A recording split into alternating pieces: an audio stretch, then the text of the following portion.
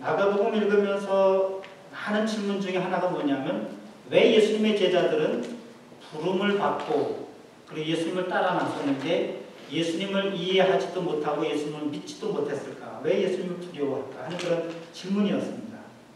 근데 마가복음을 보면 그렇게 예수님과 예수님의 제자들 그리고 유대 교회의 지도자들은 이제 드라마로 치자면 주인공과 같은 그런 중요한 역할을 맡고 있지요. 여기 야이로와 야이로의 딸 혈루증을 앓고 있는 여인, 이 사람들은 드라마로 치자면 주연급 배우가 아닙니다. 조연이고 주변부 인물입니다. 그런데 이 마가복음에서는 오히려 이 주변에 있던 사람들이 예수님을 더 잘 믿고 예수님의 말씀을 이해하고 예수님을 따라가는 그런 신앙의 본보기가 되지요. 예수님의 제자들은 예수님을 이해하지도 못하고 예수님을 믿지도 못하고 그렇게 예수님을 잘 따라가지도 못하는 믿음의 실패자로 그리고 있습니다. 그래서 여기 오늘 이 야이로와 또 혈루증을 앓고 있는 이 여인, 이 사건을 통해서 우리는 믿음의 한 본보기를 보고 배울 수 있었으면 좋겠습니다. 이 성경 본문에서 가장 중요한 메시지는 그렇기 때문에 믿음입니다. 여인이 보여주었던 믿음, 야이로가 보여주었던 믿음.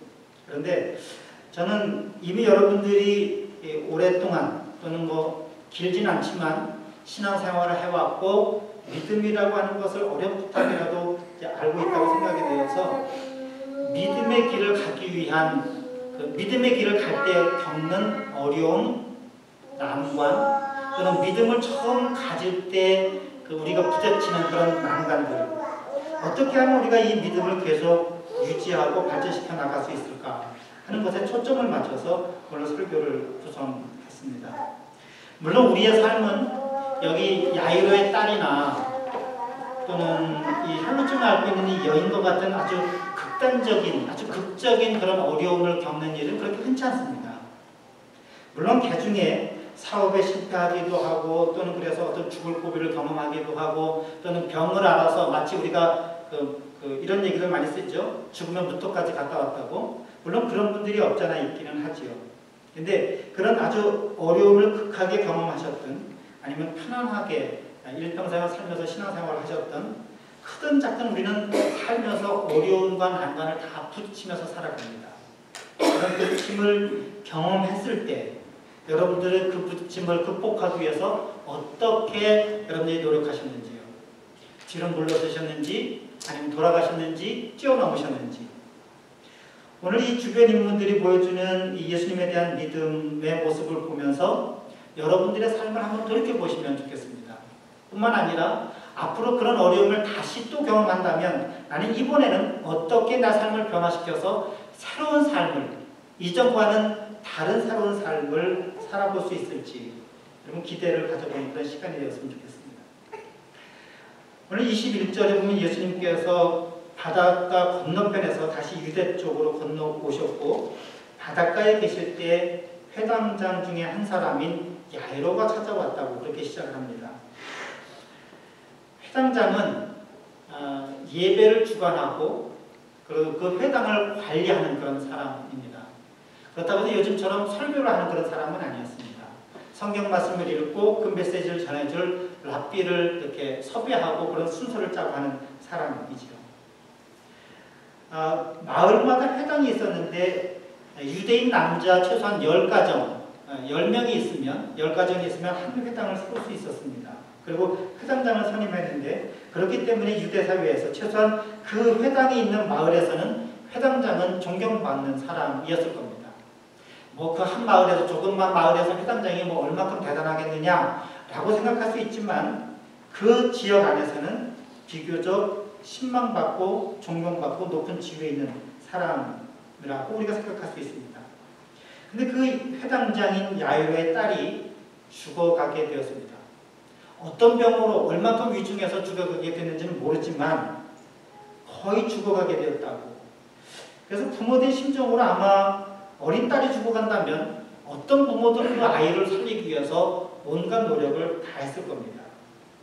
특별히 엄마들에게는 체명이나 채통이나 지위나 신분이나 아이만 살릴 수 있다면 아마 모성애를 통해서 무엇이든지 다 하려고 그렇게 노력을 했을 겁니다.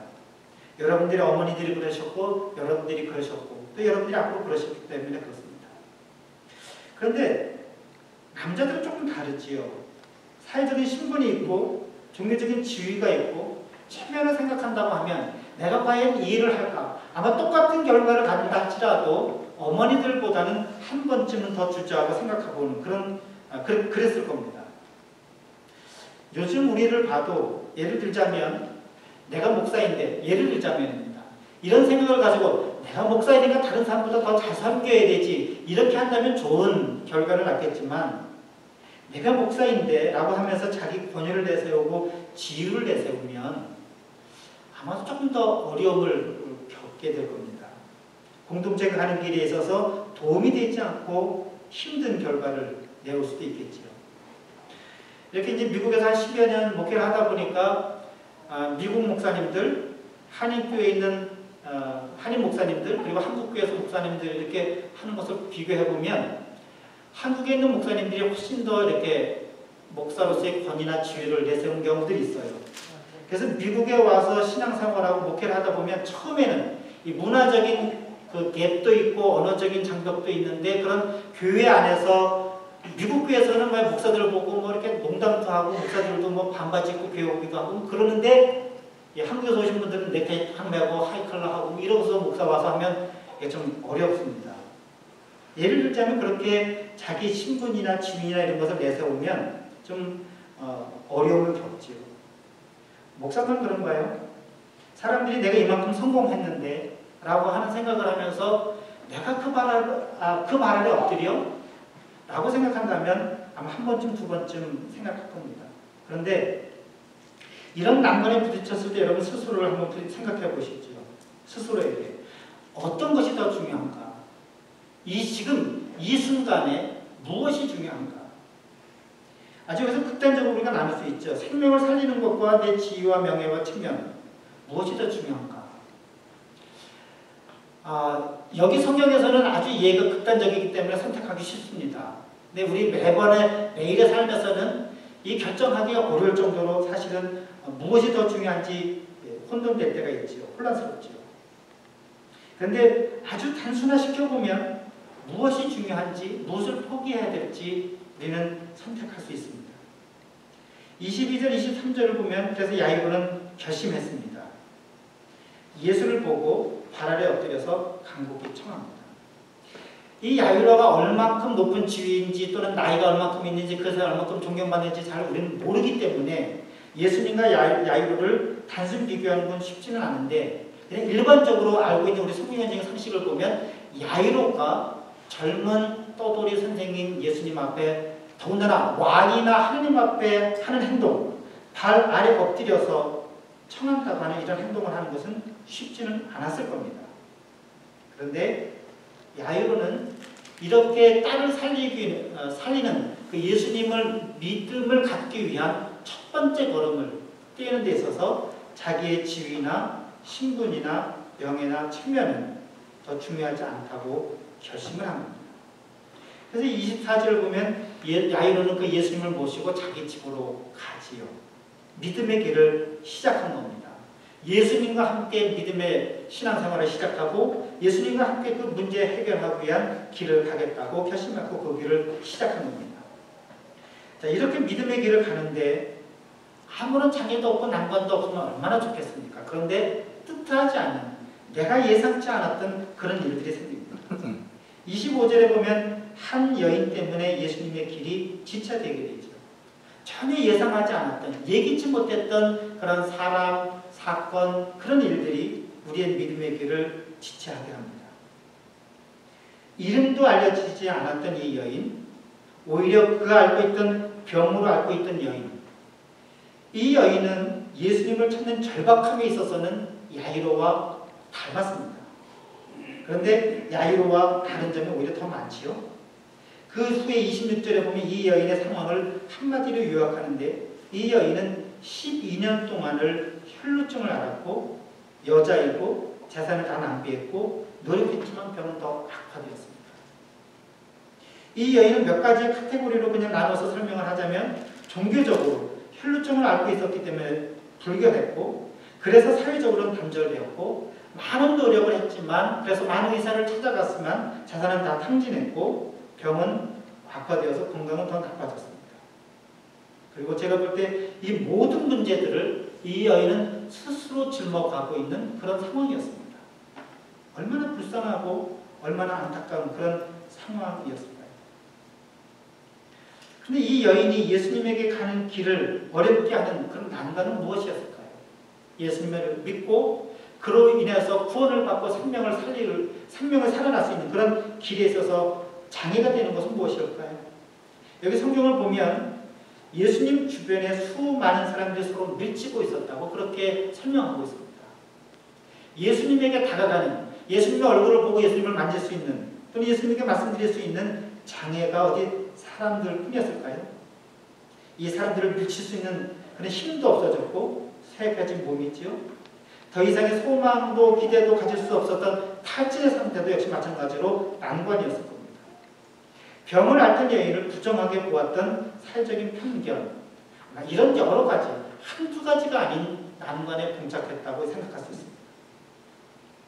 여러분, 이 여인을 보면서 21세기를 살아가고 있는 우리 여성들의 모습을 보면 어떨까요?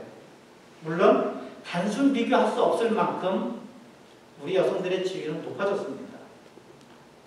그런데 아직도 물론 흑인들도 그렇고 많지만 여성들의 지위가 남성들만큼 그렇게 동등하다고 생각을 하시나요? 남성인 저는 사실은 잘 모릅니다. 대부분의 남성들은 생각을 갖고 여성 해방론자거나 페미니스트까지는 아닐지라도 많은 여성들에 대해서 관심을 갖는 분들도 여성들이 이 사회에서 얼마큼 편견과 차별 속에서 사는지 사실 우리는 실감하지 못합니다. 근데 몇 가지 우리 사례들을 보면 알 수 있습니다. 지난번에 김광기 목사님 모셔서 우리 그 교육도 했고 여러분들에게 말씀드렸는데, 한인교회 말고 침례교회나 성결교회나 이런 한인교회 말고 한인연합감리교회가 한 300개가 넘습니다. 그리고 이 미국에서 연합감리교회에서 목회하고 있는 한인 목사님들이 한 800명쯤 됩니다. 그리고 여성 목회자들이 100명이 훨씬 넘습니다. 한 120명, 130명쯤 됩니다. 그런데 한인 교회를 담임하고 있는 한인 여성 목사님들은 몇 명쯤 될까요? 300개가 넘는 교회 중에서 한인 여성 목사님들이 담임하고 있는 교회는 몇 %쯤?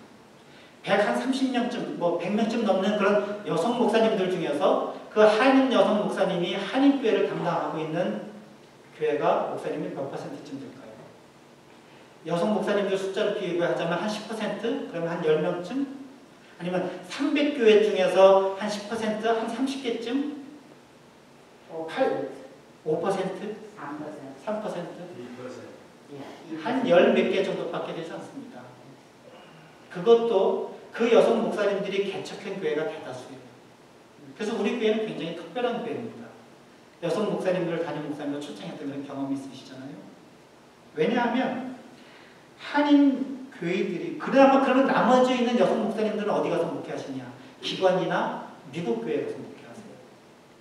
한인들이 여성을 담임 목사로 초청하는데 주저하는 겁니다. 싫어하는 겁니다. 자, 그렇다면 민주주의 국가라고 하는 양성평등이 많이 이루어졌다고 하는 미국 교회에서 목회를 하고 있는 여성 목사님들은 어떨까요?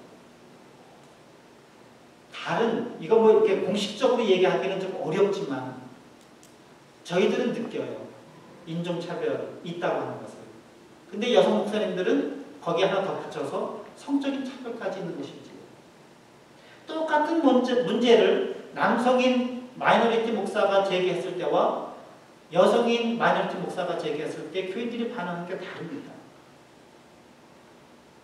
여러분, 이 혈루증을 앓고 있는 여인들이나 지금 이런 사회에서 겪고 있는 그런 성차별의 문제나 이런 차별을 극복할 수 있는 문제가 해결 방법이 어디에 있을까요? 길게 저는 말씀드릴 지시도 없고 지식도 없고 그런 것도 없지만 절망적인 상황이라고 해서 상황이 여의치 않다고 해서 나 혼자 무슨 일을 한다고 해서 뭐가 바뀔 거냐라고 하는 생각 때문에 주저앉아 있다고 한다면 아무것도 얻어지지 않습니다. 남성들이 그냥 여성들에게 갖다 주지 않습니다. 사회적인 평등이라고 하는 것이 그냥 주어지지 않습니다. 여러분들이 이미 아셨듯이 수많은 여성들이 희생하면서 노력하면서 얻어진 땀의 결과입니다. 자각한 여성들이 스스로 일어나야 난관을 극복할 수 있습니다. 저는 오늘 이 여인의 혈루증을 앓고 있는 이 여인의 모습에서도 그런 모습을 봅니다. 28절에 보면 이 여인이 필사적인 노력을 했습니다. 어느 누구도 이 사람을 예수님에게 데려다주고 도와준 사람이 없었습니다.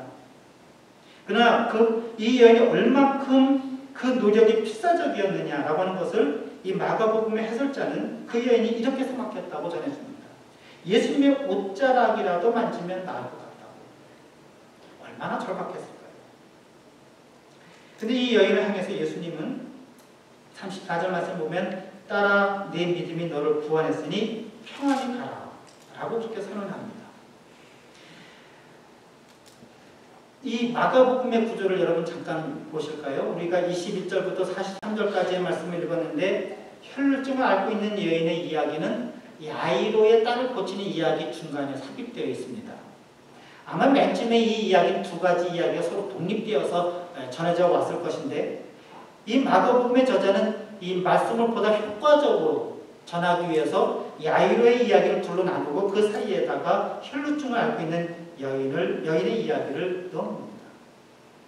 그러면서 이 여인의 이야기는 믿음의 생활을 하다가 주저하고 난관에 부딪혀서 머뭇거리는 야이로에게 문제를 해결하는 방향을 제시하는 그런 역할을 합니다.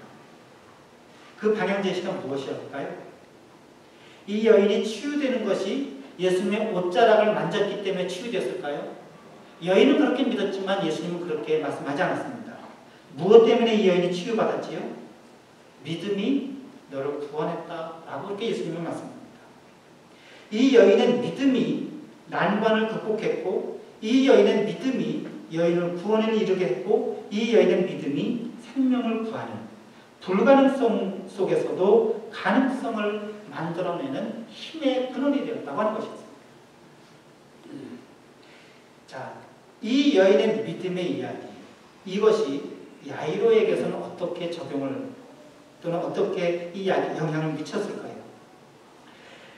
이 35절 성경 말씀을 보면 혈루증을 앓고 있는 이 여인이 예수님에게로부터 구원을 받는, 고침을 받는 그 이야기 순간에, 그 시간에, 동시에 야이로의 딸이 죽었다고 하는 슬픈 소식이 날아옵니다. 야이로를 절망케 한 것은 자기 집에서 온 사람들의 그 소식, 그것으로 충분했을 겁니다. 딸이 죽었지요? 더 이상 살려야 되는, 예수님을 모시고 가야 되는 이유가 없어졌습니다. 뿐만 아니라 집에서 온 사람들의 소식, 어찌하여 선생을 더 괴롭게 하나이까? 이것은 선생을 배려하는 것이 아니라 죽은 딸을 살릴 이유가 없다는 그 기대를 접어도 된다고 하는, 포기하라고 하는 그런 소리지요. 정리해보면 딸은 죽었습니다. 예수님을 모시고 가야 될 이유가 없어진 거죠. 그리고 사람들의 조언은 굉장히 타당성 있고 합리적입니다. 우리도 이런 소리를 종종 듣지요. 에이, 이미 늦었어. 목표는 좋아. 그렇지만 그거 가능할까? 또는 가끔씩 우리는 에이, 다른 사람은 다 해도 나는 안 될 거야. 물론 이런 얘기를 매일 반복해서 듣지는 않습니다. 항상 듣지는 않습니다. 그런데 우리의 마음이 식었을 때, 믿음이 흔들릴 때 우리는 이런 소리에 우리의 믿음조차 흔들리게 되지요. 때로는 이런 소리들이 다른 사람들의 목소리가 아닌 자기의 목소리를 통해서도 듣습니다. 근데 여러분 잘 아다시피 이런 이야기들은 전혀 도움이 되지 않습니다.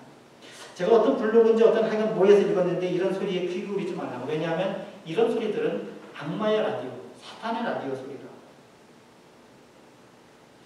여러분 이렇게 좌절하고 있는, 난관에 부딪혀서 앞으로 진전하고 있지 못한 그 야이로에게 혈루증이 앓고 있었던 이 여인을 고침받은 사건은 믿으면 구원받을 수 있다고 하는 그런 예가 되었을 겁니다. 자, 이렇게 난관에 부딪혔을 때 이 세 번째 난관은 이런 사람들의 소리에 부딪혔을 때 세 번째 야이로가 겪었던 난관은 처음 예수님을 믿고 그 길을 가고자 했던 그 믿음을 계속 유지할 것인가 말 것인가.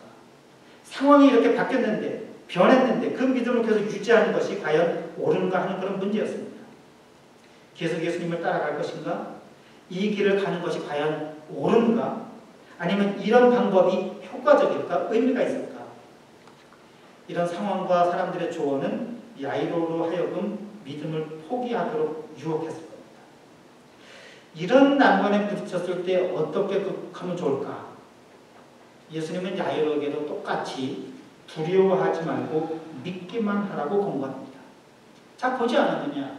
혈루증을 앓고 있는 이 여인의 사례를 통해서 보지 않았느냐? 그 여인이 옷자락을 만져서 고침을 받았느냐? 아니다. 그 여인이 예뻐서 아름다워서 고침을 받았느냐? 선택받았느냐? 아니다. 그 여인의 믿음 때문에 고침을 받았다고 하는 겁니다. 4장과 5장의 성경 말씀을 보면 두려워한다고 하는 단어가 4번 표현되고 사용됩니다. 근데 2번은 부정적이고 2번은 긍정적이고 사용됩니다. 2번은 제자들이 예수님의 말씀을 이해하지 못해서 두려워했다고 할 때 사용되었고 2번은 이 야이로와 같이 두려워할 때 그렇게 사용되었습니다. 무엇이 차이가 있을까요? 제자들은 성경 말씀을 보면 예수님이 누구인지, 그가 무슨 말씀을 하시는지, 그 예수님의 행위가 무엇인지를 알지 못해서 두려워합니다. 그런데 야이로는 지금 믿음의 길에 서 있습니다. 그 딸이 살아나지 못할까 봐 두려워하는 것이지 그 예수님에 대한 믿음과 그 신뢰가 없어져서 그런 것은 아니었습니다. 예수님을 이해하지 못하고 믿지 못하는 제자들에게 예수님은 꾸짖습니다. 왜 믿음이 없냐고. 그런데 야이로가 두려워할 때는 예수님께서는 그를 꾸짖지 않습니다. 그에게 희망과 용기를 줍니다. 차이는 예수님에 대한 신뢰와 믿음을 가졌느냐 아니냐라고 하는 것인데 믿음을 가진 야이로에게 예수님께서는 희망을 전해주었습니다. 아니다. 두려워하지 마라. 믿기만 하라. 그래서 야이로는 예수님과 함께 다시 집으로 향합니다. 믿음이 흔들리지 않았다고 하는 그런 증거이죠. 근데 이 야이로와 예수님의 일행이 집에 도착하자마자 마지막 난관이 기다리고 있습니다. 야이로의 딸의 죽음을 듣고 이미 집에 온 사람들이 거기서 떠들며 통곡하고 있었습니다. 예전 성경에서는 헌화하며 통곡한다고 했는데 그 헌화를 우리는 꽃을 왜냐하면 상갓집에 가면서 조화를 가져가니까. 근데 그건 헌화가 아니라 헌화입니다. 떠들면서 통곡하고 있었던 겁니다. 39절에 보니까 예수님께서 그들에게 이 아이는 죽은 것이 아니라 자고 있다고 그렇게 말씀합니다. 그랬더니 사람들이 예수님의 이야기를 듣고 비웃었습니다. 자, 이제까지 이야기와 지금의 마지막 난관과 여러분 비교해 보시면 이렇습니다. 이제까지는 사람들의, 그러니까 야이로가 부딪혔던 난관은 사람들이 야이로에게 했던 난관이었습니다. 본인 스스로가 자기 신분 때문에, 자기 지위 때문에 겪은 그런 난관이든지 아니면 사람들이 그렇게 가면 안 된다고 이미 상황은 종료됐다고 하는 그런 사람들의 소리든지 야이로에게 부딪혀오는 난관이었습니다. 근데 마지막 야이로가 경험한 난관은 야이로가 가야 할 목표에 대한 사람들의 비웃음이었습니다. 야이로가 믿어야 될 그 예수님에 대해서 사람들이 믿을 수 있겠냐고 질문을 던진 겁니다. 이제까지는 야이로가 경험한 것은 야이로 본인이 가는 것이었는데 이제 사람들은 예수님의 말씀에 대해서 비웃음을 받는 겁니다. 믿고 신뢰해야 되는 예수님의 말씀이 틀렸다고 할 때, 우리가 목표로 했던 그 목표가 사람들이 아니라고 얘기할 때 우리는 어떻게 해야 할까? 입장을 바꾸더니 너무 멀리 왔고 또 계속 입장을 유지하자니 이미 뻔히 결과가 보이는데 왜 고집을 부리냐고 사람들의 타박을 들었고, 여러분 이때 어떻게 해야 될까요? 세상의 사례를 보면 어떻게 하든지 성공하면 그것이 좋은 방법이에요. 고집을 피워서라도 성공했으면 그것은 좋은 것이고 상황을 얼른 바꿔서 성공하면 유연하게 대처하게 됩니다. 그런데 믿음의 길에 있어서는 여러분 이 야이로와 혈루증을 앓고 있던 여인들은 고집스러웠을 만큼 예수님께 대한 굳은 믿음을 지켰습니다. 상황이 바뀌었어도 사람들이 뭐라고 얘기를 해도 그 믿음은 흔들리지 않았다고 하는 겁니다. 저는 여러분들이 그래서 말씀드리고 싶은 것은 세상의 일에 대해서는 상황에 변화되면 그 변화되는 것에 대해서 책바르게 대처하십시오. 또는 이 길을 가겠다고 한다면 성공하든 실패하든 고집스럽게도 해보십시오. 언젠가는 좋은 결과가 있을 겁니다. 좋은 결과가 아닐지라도 이 길을 내가 끝까지 갔다라고 하는 자부심만은 느낄 수 있을 겁니다. 그렇게 세상의 일에 대해서는 상황에 따라서 바꿀 수도 있고 고집할 수도 있습니다. 그런데 여러분, 예수님을 한번 믿었고 그 믿음을 가졌다고 한다면 그 믿음에 대해서는 흔들리지 마십시오. 왜 조금 어려움이 있다고 해서 사람들이 교회를 떠나지요? 조금 관계가 불편했다고 해서 믿음에서 흔들리시지요? 왜 조금 상황이 어렵고 주변의 상황이 힘들어지고 내게 불편이 온다고 해서 믿음이 흔들리시나요? 오늘 야이로와 혈루증을 앓고 있던 이 여인에 의해서 보면 이 믿음의 생활에서는 고집스러울 만큼 고지식할 만큼 그 믿음에서 흔들리지 말라고 하는 것을 얘기해 주고 있습니다. 이런 상황이 바뀌었고 그 자기가 가야 할 목표에 대해서 사람들이 비웃었지만 야이로는 변함없이 예수님에 대한 믿음을 지켰습니다. 자, 그래서 예수님은 그 성경을 보면 예수님께서 사람들을 구분해냈지요. 딸아이의 부모와 3명의 핵심 제자들을 데리고 예수님께서 집 안으로 데려갑니다. 그리고 떠들며 우는 자들, 예수님의 말씀을 비웃던 사람들은 집 밖으로 다 내보냅니다. 마가복음을 보면 이 공간이 굉장히 의미가 있습니다.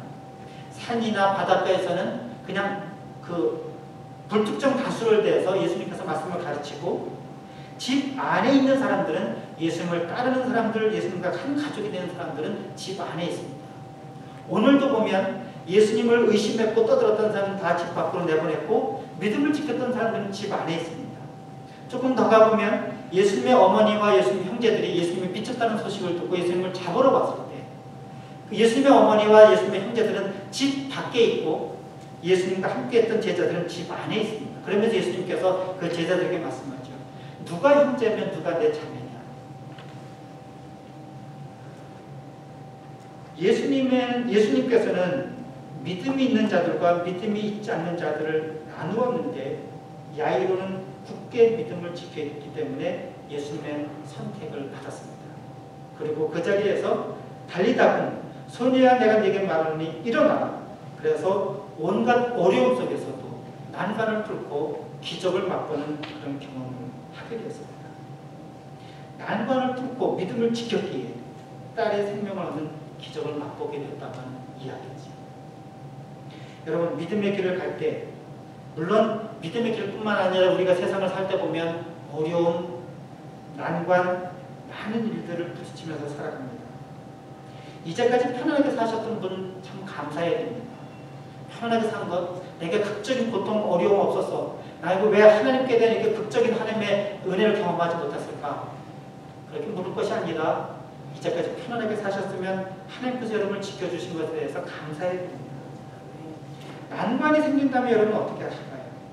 오늘 저는 성경 말씀을 통해서 정리된 것 몇 가지만 말씀을 드리면서 결론을 맺겠습니다. 첫 번째는 여러분들이 어떤 어려움을 겪으면 중요한 것이 그런 부정적인 소리에 흔들리지 말고 믿음의 목표를 향해서 꿋꿋하게 걸어가십시오.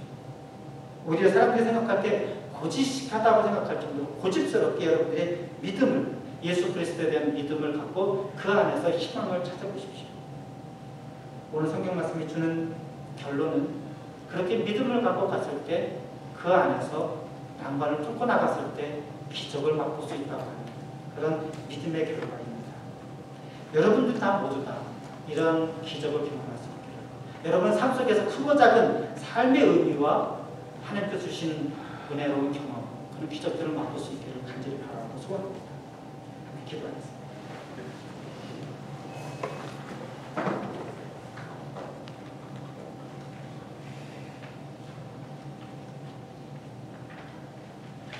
우리가 원하지 않지만 순간순간 시시때때로 크고 작은 어려움들을 경험하고 부딪힙니다. 새로운 도전을 할 때, 또 믿음을 걸어갈 때일수록 더 큰 도전과 어려움이 있습니다. 하나님, 이런 어려움과 난관에 부딪혔을 때에 오늘 야이로와 혈루증을 앓던 여인을 기억하게 하여 주셔서 예수 그리스도에 대한 믿음이 흔들리지 않게 하시고 그 믿음을 지킴으로 믿음의 결과인 은혜로운 기적의 경험을 할 수 있도록 인도하여 주시옵소서. 상황이 변하고 또 사람들이 뭐라고 얘기해도 믿음의 길에서 벗어나지 않게 하시고 우리의 믿음이 흔들리지 않도록 주님께서 붙잡아 주시옵소서. 예수 그리스도의 이름으로 기도드립니다.